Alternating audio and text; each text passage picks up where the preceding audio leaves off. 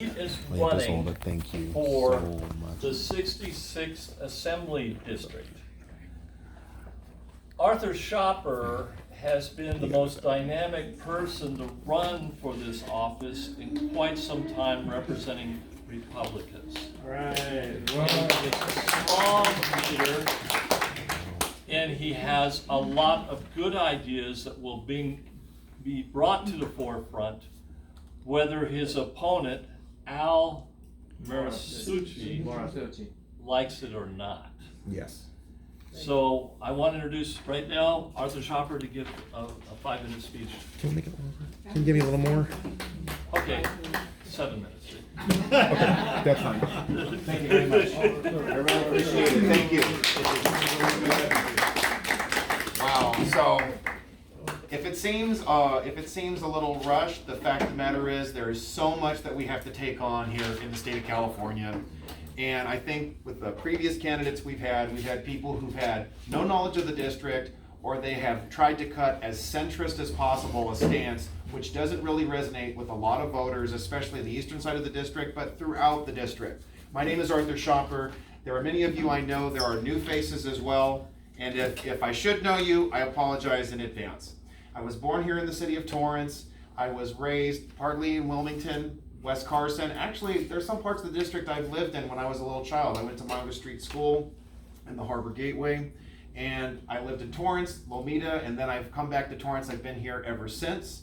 I studied to become a teacher. I did that for a few years. I got out of that. I'm very glad I'm out of it now, seeing what they've done to our education system. Yeah. I worked I worked in a grocery store. Yes, I was a tutor. I'm now the organization director for a pro-family group. We not only have national chapters, but international chapters. I've been in touch with people in Hong Kong, Taiwan, Singapore, Canada, the United Kingdom. So they have this stigma about conservatives that we don't know the world very well. I know the world very well, but most importantly, I know this district very well. I've walked it. I've canvassed for candidates I agreed with partly or in great measure. So what are the issues that are confronting voters in the 66th AD? Those I've talked to and those that I've seen. The first one I want to talk about is AB 5. This is the anti-gig law. What has happened is that they've declared war not just on small business owners, but independent contractors. So that you wanted to have an agreement with an employer, and you didn't need to be an employee. Now they're saying you either have to become a proprietor or you have to become an employee. And most businesses, whether in the state of California or elsewhere in the country, have decided we're just not going to hire Californians anymore. We have seen thousands of truckers along the Port of Los Angeles. They had to file a lawsuit in federal court, and they won that. But now we have journalists, we have independent writers, we have Uber drivers, Lyft drivers, we have translators who are being pushed out of work. Registered Democrats have declared on camera, I vote Democrat, and now they have betrayed me. Yeah. There is a large swath of Democrat and independent as well as Republican voters who feel completely betrayed by the hypermajority Democratic Party up in Sacramento. Yeah. The second thing, this should resonate with every South Bay voter, Senate Bill 50. This is the third time they're pushing this bill, which is to eliminate resident R1 zoning laws, meaning that you have a single family home, they're going to get rid of that, they can knock down a whole swath of homes and put a bunch of stacking packs, how many miles high? The city of Torrance fought rigorously against that in 2006. They swept out the vast majority of incumbents on the city council over this.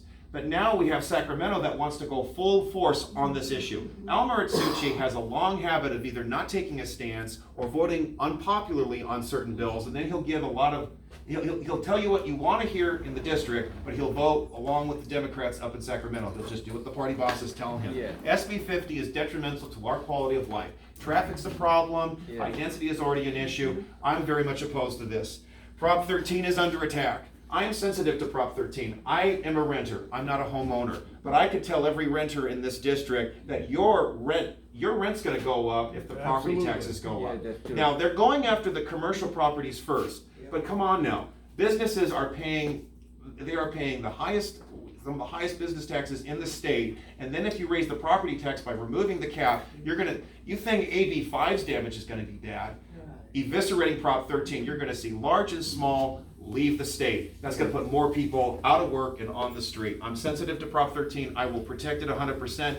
Al says that he loves Prop 13. Al says that he hates taxes, but he'll do whatever it takes to tinker with Prop 13, and he voted to raise your gas tax, your car tax, and your energy taxes as well. When they reinstated cap and trade, that's part of the reason the gas tax, it went up 60 cents on top of the extra 15 that was added with SB 1. That's true. Now, Prop 47 was passed, that has made many felonies misdemeanors. Public safety is an all-time low in the state of California. And we need to restore it. We need to give power back to our police officers, to our public safety officers, to the individual citizens here in the state of California, especially in this district. I rigorously oppose all of these efforts to scale back holding criminals accountable. Al Maritsucci either doesn't take a stance or he votes against law-abiding citizens' rights to protect themselves. He voted for SB 10, the so-called bail reform. We see the damage it's already doing in New York. It's already happening here. It gives incredible power to judges to either allow people to walk off scot-free without any bail or to arbitrarily hold people without any explanation. It's unconstitutional. It's making our streets less safe. Al voted for it. He makes this excuse. I really hate this bill. Just like he hates raising our taxes, but he raises our taxes. He makes our streets less safe. He deprives us of our rights. And then he says, I'm really sorry, but I just had to. No, you don't. I'm someone who won't. So I want to make that clear. A pinnacle issue which has been brought up time and again. Thank God that Sharon Kalani has the guts to talk about it. Senate Bill 54, otherwise known as the sanctuary state law. There's another rhetoric I like. It's outlaw. I mean, it's not sanctuary cities, these are outlaw cities, inviting foreign national criminals to come to any jurisdiction. They know they can commit a crime, and they know they will not be turned over to ICE and deported. It's gotten so bad that the sheriff of Los Angeles County has doubled upon Senate Bill 54. He's extended the number of misdemeanors, which he will not turn over to ICE. People can harass a witness, they can bribe a juror, they can attack a federally elected official, and they won't be deported. It's recognized as a misdemeanor in part because of Prop 47. You can knowingly infect somebody with AIDS, and it's a misdemeanor. And because our jails are overpopulated, in large part because we have an excessive illegal alien population in the state of California, we see no time being done. We see the people harming our communities are not locked away. We see no efforts to reform and help people who have been locked up to get back out and have a job. And that's part of the reason why homelessness is such a problem. That's part of it. There is no effort to deal with those who are mentally ill. There are no efforts to rehabilitate people once they are released. There's a lot of people who are on the streets who still should be in jail. But because the prisons are overpopulated, the county jails are overpopulated, and so as a result, we see rampant homelessness and all of the quality of life degradations which follow. San Francisco is the epitome of what happens when there is no enforcement. The state legislature wants to extend that across the state. And we need to put a stop to it. Someone like Al Maritsucci doesn't take a stand against his own party. I'm not afraid to take a stand, not just against the Democrats, but even my own party. I was one of the key leaders that fought against the vice chair, the previous vice chair, who decided that extending cap and trade for another 8 years was a great idea. I demanded her to be fired. That was Kristen Olson. I'm not afraid to say that. I've gone after the county corruption. I've gone after local corruption. We need to stand up to both parties, and we need to care about you guys, the voters, the taxpayers, the people that make California possible. That means a lot to me. That's important to me. And the extension of what Senate Bill 54 has done, state legislature wants to hand health care to illegals. While you and me have to wait in line. True story, registered Democrat from Fontana, voted for Donald Trump, born in Fontana, raised in Mexico, spoke fluent Spanish, waiting in line at the Medi-Cal office, and he sees a whole line of illegals getting first dibs, first premier care. And he, because he understands Spanish fluently, reamed out the desk operation and said, why am I ignored? I'm a citizen, and they're getting the care first. Again, a registered Democrat, voted for Trump. My goal, we are, like how Aurelio puts it, we may be out-registered, but we don't have to be outvoted. I met registered Democrats who voted for Donald Trump, and they did not vote for the incumbent Republican that represented this district. I am not going to turn my back on the president. I'm not ashamed to say I voted for him. I'm not ashamed to point out that we have record low in unemployment. Energy production is at an all-time high. We see public safety finally getting its honor that it's due. We see our liberties being protected. Al Maritsucci has done nothing to protect our First Amendment, our Second Amendment. This is a guy who will vote against us time and again, or will vote taking a vote at all, just in the hopes that he can get away with getting a vote and a majority the second time. Extending to that, there's a couple other issues I want to touch on. Senate Bill 145. Al Martucci doesn't have the guts to say no to this bill. This is a bill that would allow sex offenders who violate a minor, if there is less than 10 years difference between the two, the offender does not have to register as a sex offender. That is a no-brainer. That's a no. I confronted him personally, and he says, well, I got to take another look at this. This is a guy who says, I'm tough on crime and I care about public safety. I'm not afraid to talk about the perverse sex ed curriculum that's been forced on our children. It is nothing short of pornography that's been forced on them. I have re-registered Democratic voters. They've become Republicans precisely because they don't want this smut shoved on their children. I want to see school choice. I want to see freedom for parents. I want to see homeschooling protected at all costs. And above all, that our public schools are actually public. Parents know what's going on, that they're the first and the last when it comes to the authority that takes place in those schools. I talked about the sex ed, I talked about the homelessness, the gas tax is up. Again, Al Martucci, one of the key votes for that, let's not forget it. Cost of living is out of control in this state. It just pains me. Every day I hear another person. I was at the Impact Republicans meeting yesterday, and the guy says, I'm thinking about leaving too. We need to help Californians stay in California. I was born in this state, and I'll be damned if I'm going to allow the state of California legislature to force me out when I have paid my taxes, I followed the laws, I played by the rules, I passed all the tests, I paid all the fees.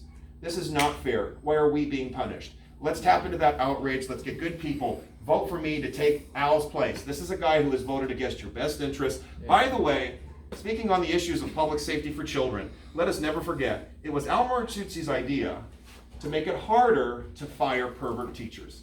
The bill was explicitly that. The bill was so bad, he wanted to have an extra set of hurdles to remove pervert teachers from the classroom.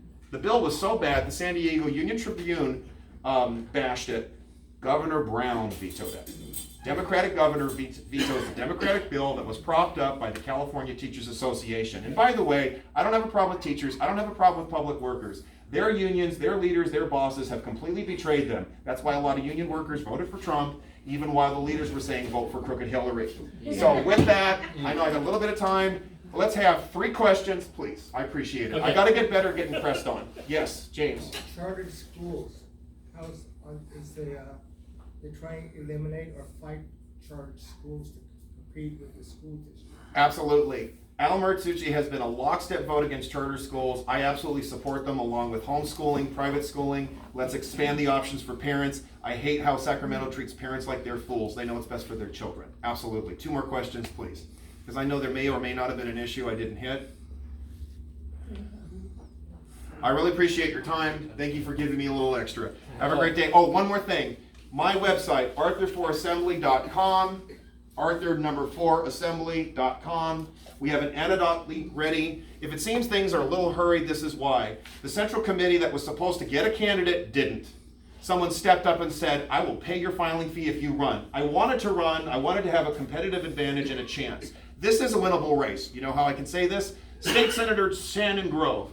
Miss Shannon Grove, Senator Shannon Grove, she is the minority leader of the state Senate. She has reached out to me. She's already been helping me out. She follows me on my Twitter feed. My Twitter feed is FOR Schaper, FORSCHAPER.